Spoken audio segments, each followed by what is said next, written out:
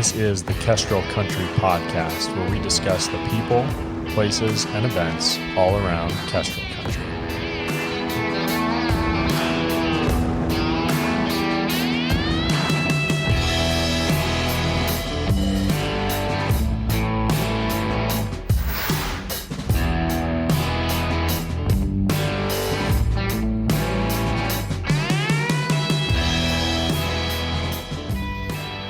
Welcome to the Kestrel Country Podcast. I'm Catherine Church. On today's episode, we have Crystal Comis from the Coffee Truck, and interviewing alongside me is Jen Bunch. But we pushed the release date of this podcast from September 4th to September 5th because her grand opening got pushed. So if you are wanting to swing by her coffee truck, it is happening September 5th, starting at 7 a.m. In the meantime, enjoy the episode. Crystal Comis, thank you so much for joining us on the Kestrel Country Podcast. We're going to have to do a take two. We never have to do a take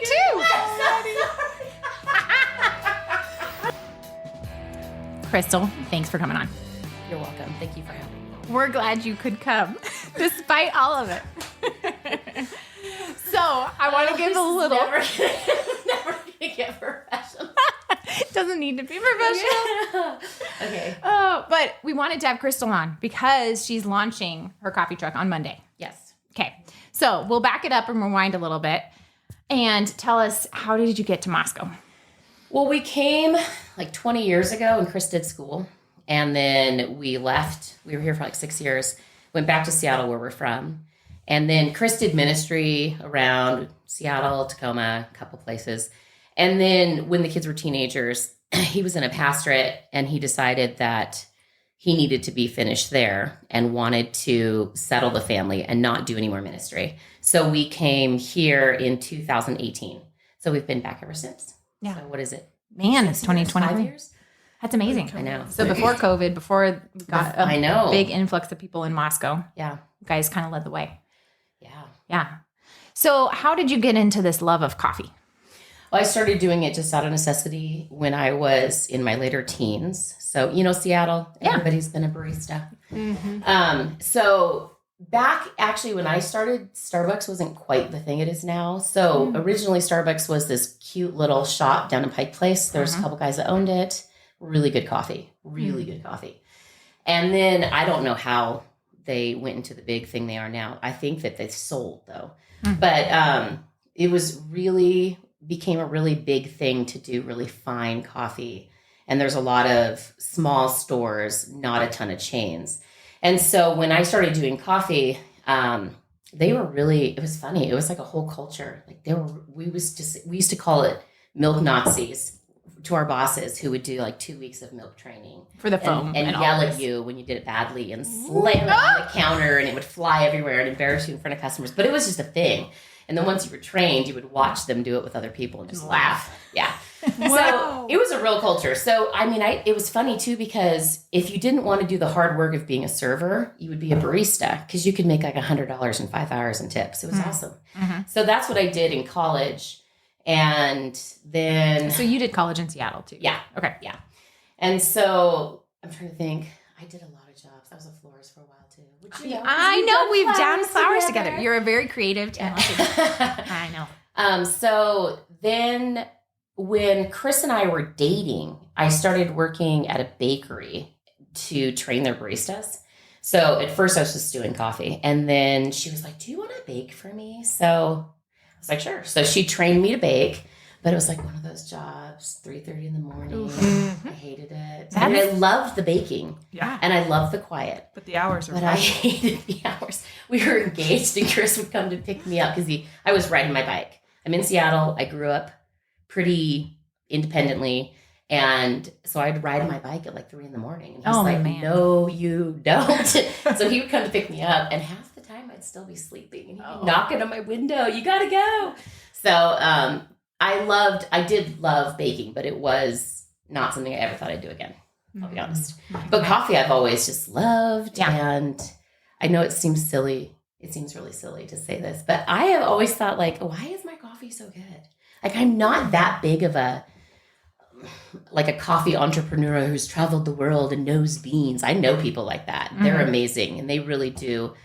There's a guy that I know who works in Tacoma, and he's amazing. It's my favorite coffee ever. Where is it? I don't know if I should say. Oh, okay. So we won't. I won't say because my family will laugh. We just went back, and it's my favorite place. We always go there. And the owner has a new roaster now. If I say this out loud, I'm you sure don't have we'll to. never get back to them. But it just so don't worry then. makes Don't me say laugh. But he is a chemist with beans. He's traveled. He found the place he wanted to get them from.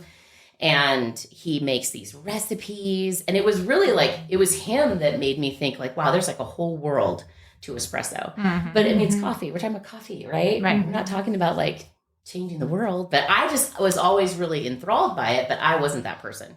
Yeah. But I wanted those people, if I ever did coffee, I want to get it from this guy. Well, I guess he still runs the company. It's very tiny. They only do coffee. They're hilarious. They're snotty. They do not love the Lord. And during COVID, they were real Nazis. But this guy, he's so gifted. It was always okay for them to be snotty because their coffee was so good. But then they have a new guy roasting for them, and he is just not that good. I was so disappointed. My heart cried. I'm sure. Anyway. Yeah, so where do you get your beans? Are you roasting? I know. I'm so excited. So I did the market. That's over in Troy. The Leta market. And kind of working the kinks out of the truck, trying to figure out what works and what doesn't. And then training some people too, so that we'd be ready to actually have something going more consistently, more busy. So at that market, there was this gentleman. His name's Orrin Schmidt, and he lives up in Potlatch, and he was selling coffee. And ends up, he's a roaster, came over, met me, brought me a bag of beans.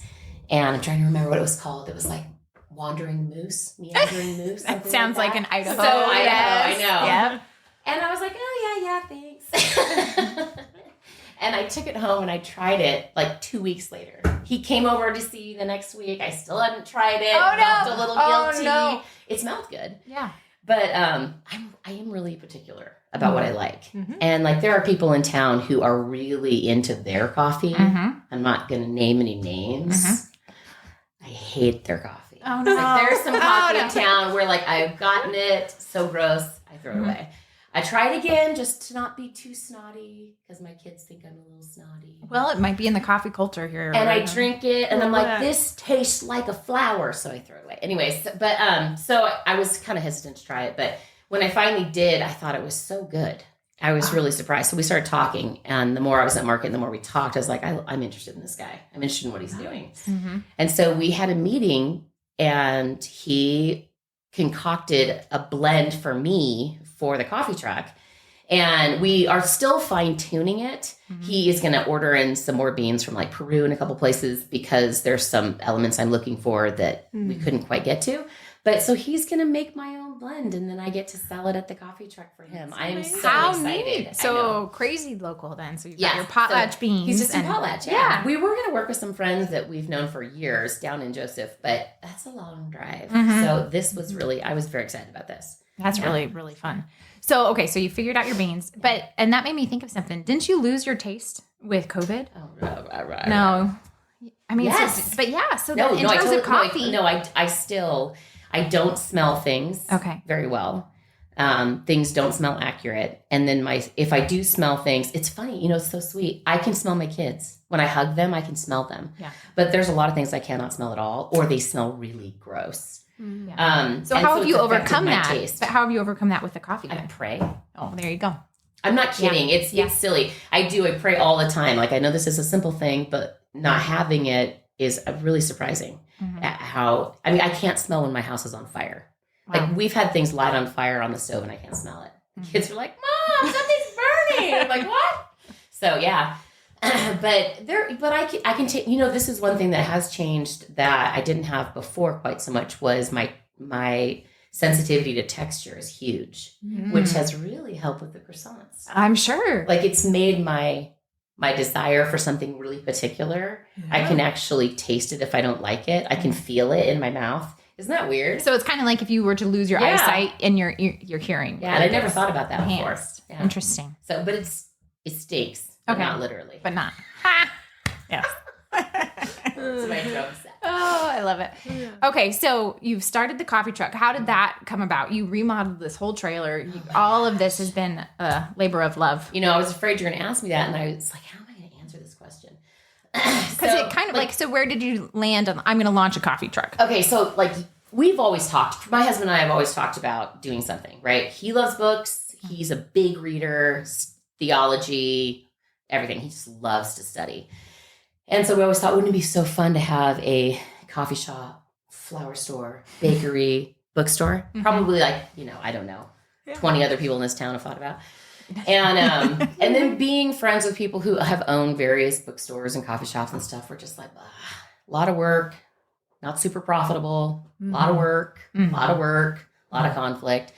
And then we looked at rents in town, and they're so expensive in Moscow. They're so expensive. And then I kind of just stumbled across this idea. I can't remember where I saw it. It must have been maybe on a Pinterest thing. But I saw some people taking campers and turning them into coffee trucks in the UK and in Australia. And I couldn't find anything here, though I have since heard of people doing it. But I thought, I could do that. And I have a proclivity for building things. Maybe a little bit unusual for girls, but it means, but in our house, if the doorknob's broken, you don't ask Dad to fix it.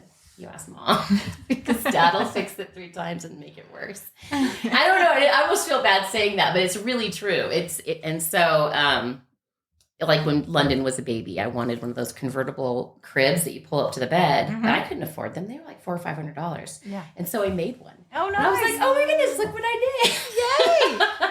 And I think a lot of it is just necessity. Like I didn't grow up with money. If we wanted things, we needed to figure out how to make them happen or build them or whatever. And so when I had this idea, I was like, I could take a trailer and I could probably outfit it. And so I started looking, and what I realized was in the craze of tiny houses, these were not cheap. Everybody wants one now. I found like a junker. Cute little Aloha, like 10 feet long for $10,000. Oh. And it was junk. Wow. Like no, it was, my word. and the pictures show it was waterlogged inside, stained everywhere. Oh, man. And I'm thinking, really? And so I kept my eye out for a few weeks, and I couldn't find anything under 15 feet that wasn't over a few $1,000s.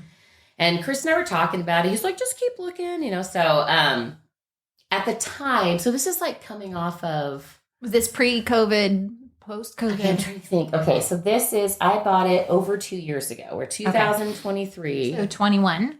Yeah, so it's post-COVID. Yeah. When they would have been probably super popular if people were doing stuff on downtime. Now. Okay, so I am only saying this because I know you guys. Like if you were strangers, I probably wouldn't even say this. But I was coming off of our son dying, and I was really kind of doing my work, loving my family, and at the same time thinking, God, you have got to fill my hands. I need to be doing good things or I am going to crack. So I think during that 2021, Killian had gone into school. I'm trying to think if she was in preschool by that time. I can't even remember. This is such a blur. So this is so funny. I'm sorry.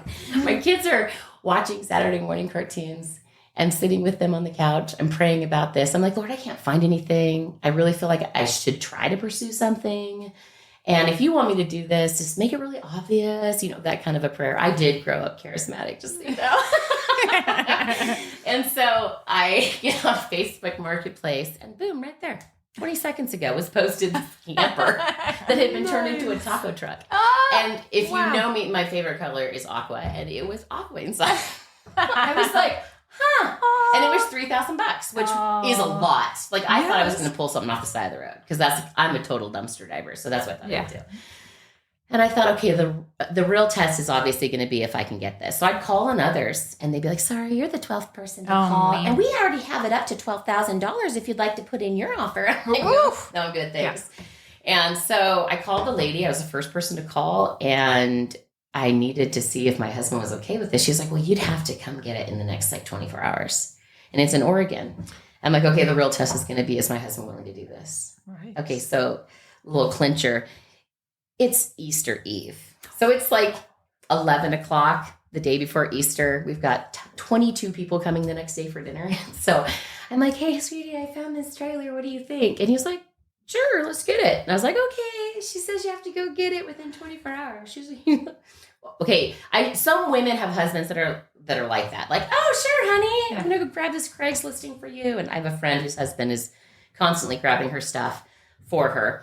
And Chris is really busy. And so I knew that if he said yes, that was because the Lord was moving him to do so. Right. And he was so casual about it. Like, yeah, Leah, I'll grab Leah. We'll just drive over there. I was like, okay. So they did. And they came home at 5 a.m. on Easter with this cute little trailer. Wow. So cute. Yes. Yeah, so cute. Until I opened it. Oh, no. Yeah. It was really cute, but they had covered it in like galvanized roofing to make it look really cute. Because this is why you don't buy things off the internet without going and looking at them. But actually, I bought it thinking, okay, it has a brand new fridge, a brand new stove, an electrical system, a plumbing system, and a 3-compartment sink. At the very least, I could take all that out and use it for something else. Right, so you'd still have those items. And that would probably be about my $3,000 mark. Yeah. And so I think I talked Chris into it by saying that. I'm pretty sure. The value is here. Yeah. So we did get it, though, and I didn't touch it because I was busy for Easter. But then on Monday, I opened up one of the walls, and it was just, if I had known what I was getting into. But the Lord sure did fill my hands. Careful what you ask for. Well, I do think that's the case with a lot of things. It's like, if you know how hard something is at the front end, you probably wouldn't do it. Yeah. But that's kind of the benefit and the flip side. You know, the adventure, the hard work is part of the adventure. Yeah. It's something that I've come to, I don't know, grow in my understanding over the last few years is there is a lot of really, really hard work to be done. Yes. And we just don't want to do it because it is really hard. Like it is, I have not worked this hard in my life. Yeah. And not just on the trailer. I mean, I have a whole family, 6 kids. We're busy. We have a really busy life. And then to throw this into it is hilarious. But nonetheless, I'm always coming back to the point of like this, there's nothing better I could be doing. I should be doing this kind of stuff. This is good for me. It doesn't matter if it hurts. I'm tired. My knees hurt. My back hurts. I have to go to the chiropractor more often than I want to. Yeah. It's really good for me to be doing it. But I will often ask myself, why are you doing this? Why? Yes. You know, so you don't need to do this. Sell it. Yeah. Go make $30,000 and go sell your little trailer. Well, it's a good backup if you ever needed it. I know, but honestly, like having my kids work with me, I've been training Talis this last summer to work with me. And then I have a couple ladies coming on. I like the fellowship. I like what it produces, this opportunity to get to teach my own kids in particular. Right. And give them a venue. Yeah. And be like, hey, you want to take it over? Well, and I don't think there's anything like the camaraderie you get through work. Yes. That side by side, shoulder to shoulder. A way better relationship and a lot less vanity in the relationship or downtime where it can lead to strife that's unnecessary. Right. But if you're busy working and you've got a goal. Right. For our family, we're all like super talkative and it's really good for us to have like a purpose. Yeah. A mission. To focus on. It's the mission. Yeah. Sure. So you launched the coffee truck. So 2 years. So you had to strip it down to bare bones. It's, of course, we're doing something that I've never done this before. Yeah. I don't know what I'm doing. Yeah. But if you are willing to go through YouTube University, you can build a tower. Yes. It's all there. You can do a new car. It's amazing. So I there's so many stories. I went to the guy in town who owns the RV store. He has since sold it. But, and he came over and he just laughed at me. He's like, okay, well, this is what you should do. And he runs me through like an hour of suggestions of where I should start and what I'm going to need. And then he gets to the end of it and he's like, you know what? Forget what I just said. Just scrap it. Forget it. You just need to tear this thing apart, use it like a pattern, build something new. Wow. I was like, oh dear. Oh, wow. I have really gotten myself into it. And so that's what I did. Wow. And then it was just, okay, I've got to do framing. Gee, how do you do that? I don't know. I'm going to YouTube watch some videos. Okay, now I'm going to go frame something. So that's why it's taking me 2 years, because then I'm also like in the wintertime, I'm like, oh, it's too cold to go work out there. Yeah. You know what I mean? Yes. So, and life, there's been months where I just haven't done anything because we've been either too busy, too cold, too hot, whatever. Yep. And so it's had to kind of fit in the cracks of my life. So it's taken this long to do it. And this year at the market, I took it down there. It had no skin on. So it has no skin on today. Yes, I will be open on Monday, but today it has no skin on. Don't tell my electrician who is coming tomorrow, because the skin has to be on for him to do his work. Oh, man. But that's just how it's been. I was like, you know what? I'm going to do it. I need to work out the kinks. I'm just going to go do market and pray to God it doesn't rain, because then it will warp all the wood. Oh. And it did rain one time, and it dried, and I had to fix some. Curbing is when you take a bunch of really thin plywood and you cut it into strips, and then you stack it on each other, and then that's how you make framing for a curve. And it worked.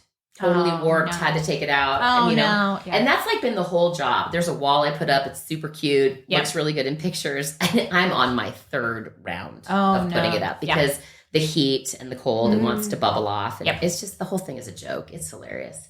It's a learning experience. It is. The whole thing. Such an experience. So, okay, tell us a little bit about the baked goods side too. Yeah. So you mentioned teaching at a bakery, starting with coffee. I was training people to be barista, and then the baker office. She was like, "Would you like to take my 3 o'clock in the morning shift? How about that? That'd be great. I'll train you." Hold on, let me sip this. So this love of baking, was it an automatic love, or is this more of a necessity because we're selling coffee, so we need to have baked goods to go with it? No, I grew up with in a Scandinavian kind of culture, and we did not do Scandinavian food, thank God, but we did do Scandinavian baked goods. And so krumkaka and we do it's called Hardanger lefse. It's different than potato lefse for those who eat that tortilla weirdness. But just a lot of baking, and baking with my mom, good memories, loved it. And I love being in the kitchen. Like it's one of the things I love being a mom. I love cooking for my kids. I love baking stuff. I like baking with them. And so, that was just something I enjoyed doing. She taught me to do it. I had the ability to do it. It was great. I never really thought much of it later.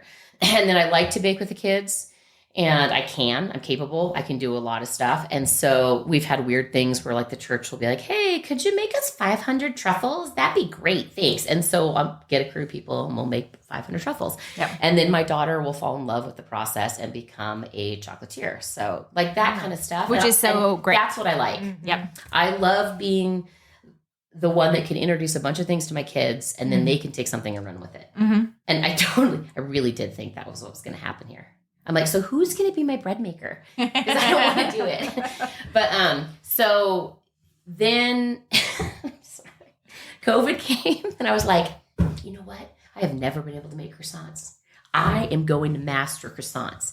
And no, I did not master croissants. I mastered like little tiny bricks of burned butter, flaky, crusty, gross. It was gross. It was bad. And I did it over and over. And it takes like 3-4 days to make croissants. Man.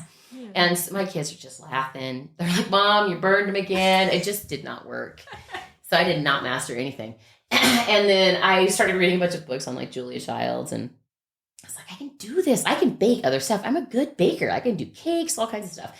And we used to watch the British baking show, me and the kids together. And then it would like inspire us to go make crazy things we'd never made before. I don't know why I could not get croissants. And then, so I was I don't like being conquered.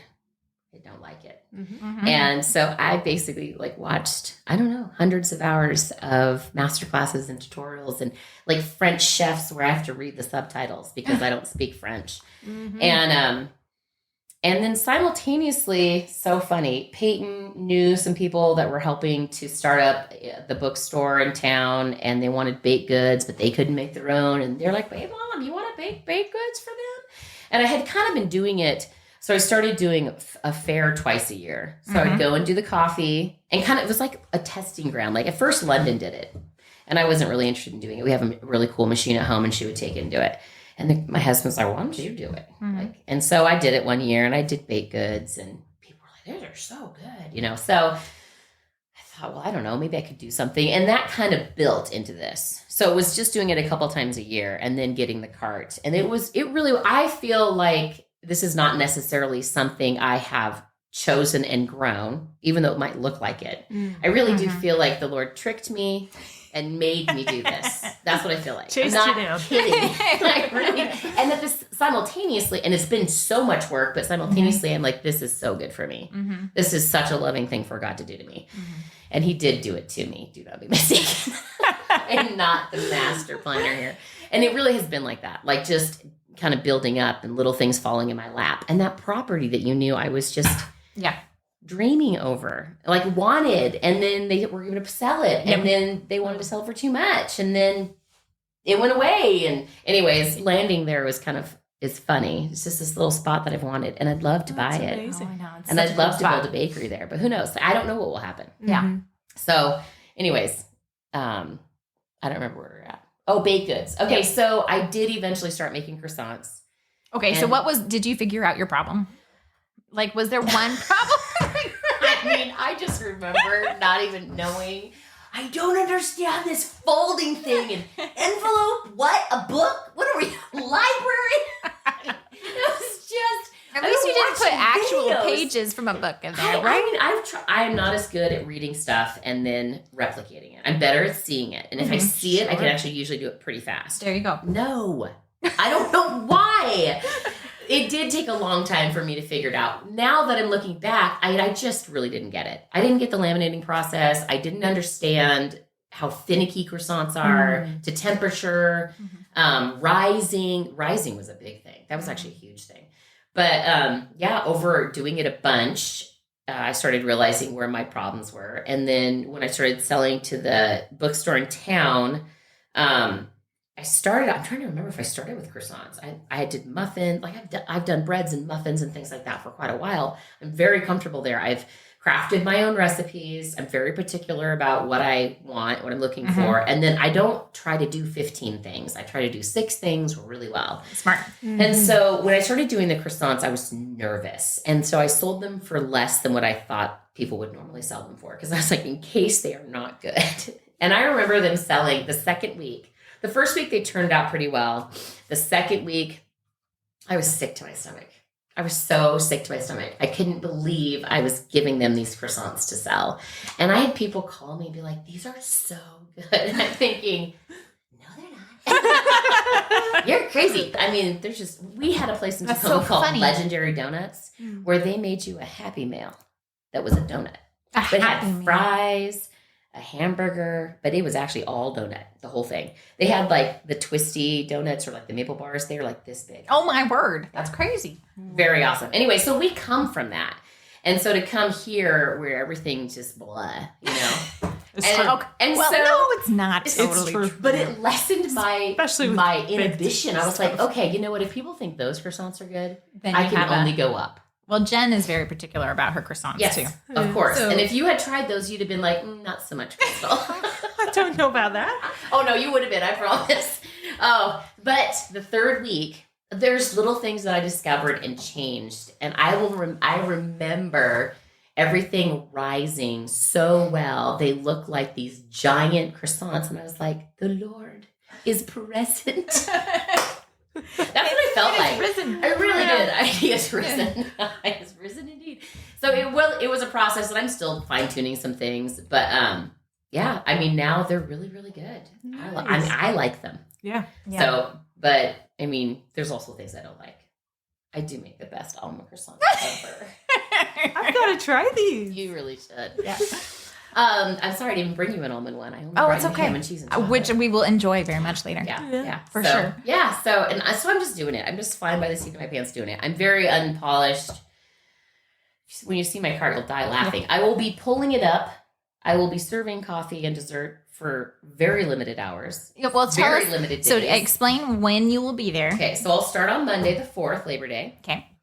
And I probably will. I actually will not have the same hours on Monday as I will the rest of the week. And that's only because I know things are going to be really bumpy in the morning. Mm-hmm. So we're going to start at 8. Mm-hmm. I'm going to serve till 11. Mm-hmm. That's it. Mm-hmm. So if you want a croissant, you've got 3 hours. How many croissants are you bringing day one? I don't know. You know, okay. So you guys have to get there in order to get the croissants.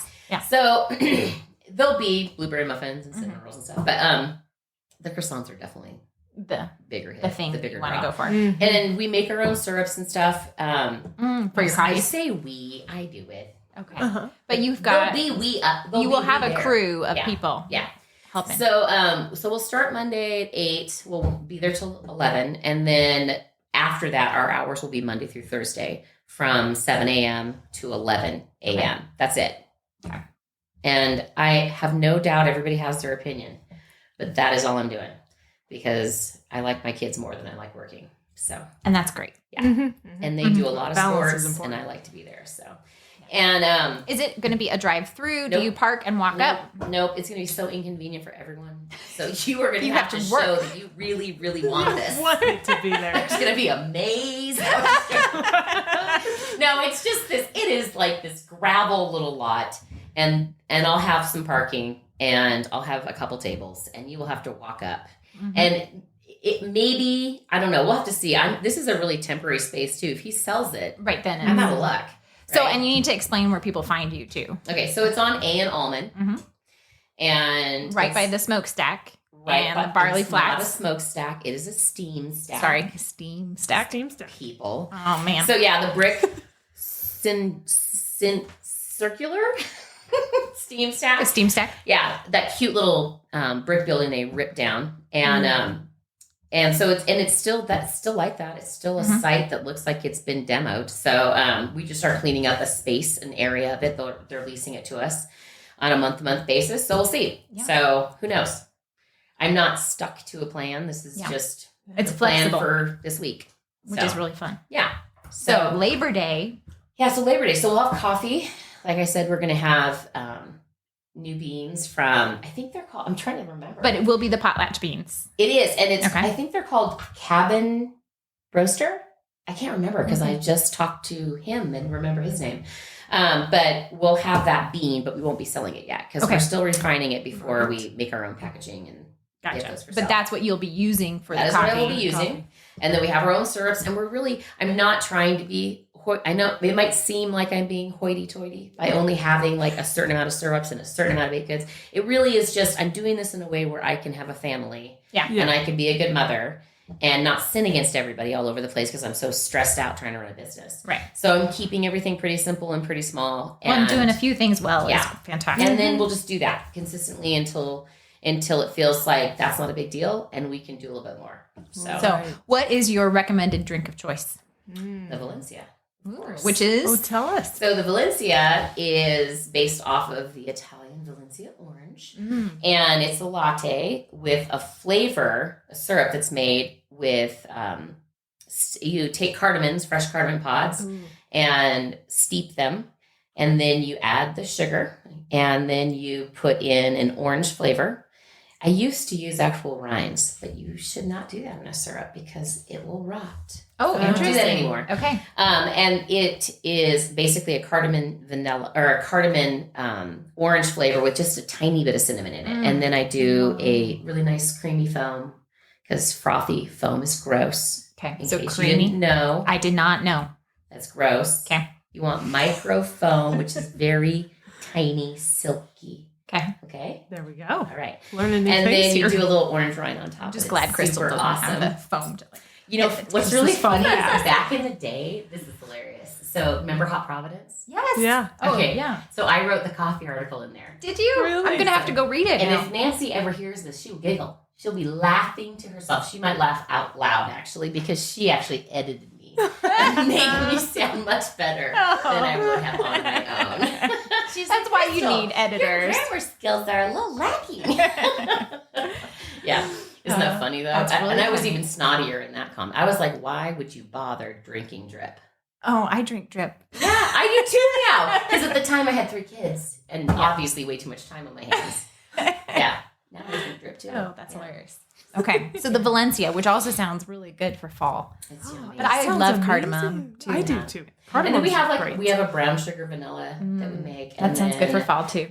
The other one's the other. I have a chili mocha. Ooh. And we steep Thai chilies and then add it with a syrup. and Is it it's pretty? so Is yummy. it pretty heat It is intensive? not bad. Okay. So even people who aren't like loving spice, could handle it. Yeah. Like I like spice, but my husband loves really, really hot stuff. So for him, it's pretty mild. Okay. For me, I'm like, just enough. It's just a little kick. Just enough to And then we have a maple brown sugar, which is basically just like having waffles. It's awesome, actually. All of those sound so good for the fall. They do sound amazing. Good. Because that's what's going to be there. Perfect. Perfect. Nice. All right. Well, we should probably wind down, but is there any final thoughts or comments, Crystal? No, I have no final thoughts. Is there a bed I could nap in there? I have to go work on my trailer. I know. We better let you go so you can go finish.